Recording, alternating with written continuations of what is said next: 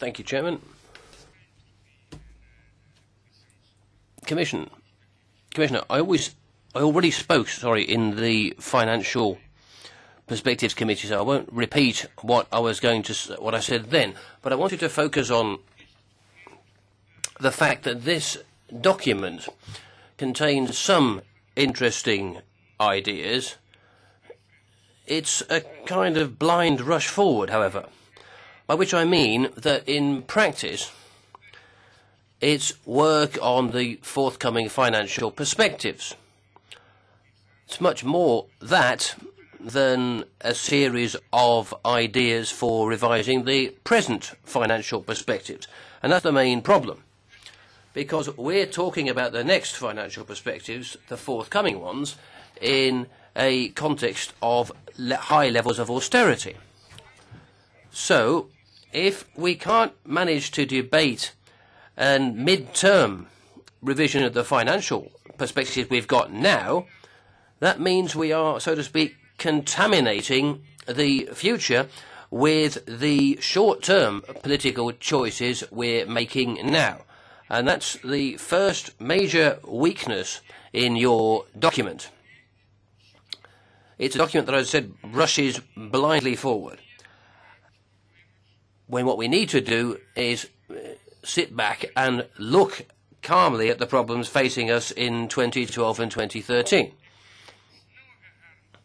Because if we don't handle the problems of 2012 and 2013 calmly and seriously, by the time 2014 comes round, we're going to be continuing to bring in the climate of austerity and budget cuts for the next financial perspectives as well. And some people think we won't be able to have a currency without a budget which we can use as some kind of clearing process. And that was what we had in the mid-80s when we had the structural funds, etc. And the economic context which we're living in now,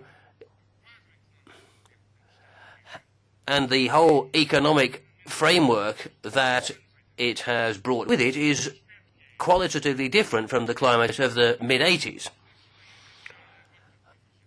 Our countries then were moving away from one another in terms of the countries that were in surplus and those that were in deficit. That was when the gap began, and that's a gap that has grown ever since.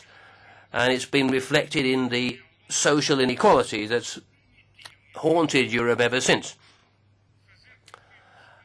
And what we need to do is that the countries that are lagging behind as far as development, or the outermost countries in the Union, would be able to grow more quickly than the countries in the middle. That was the whole idea of that kind of solidarity. And cohesion policy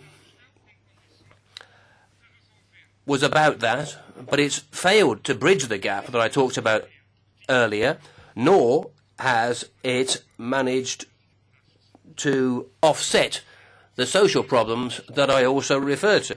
And the whole attempt to do that now seems to have stopped. And that's why I think your paper really ignores reality. I'd like your view.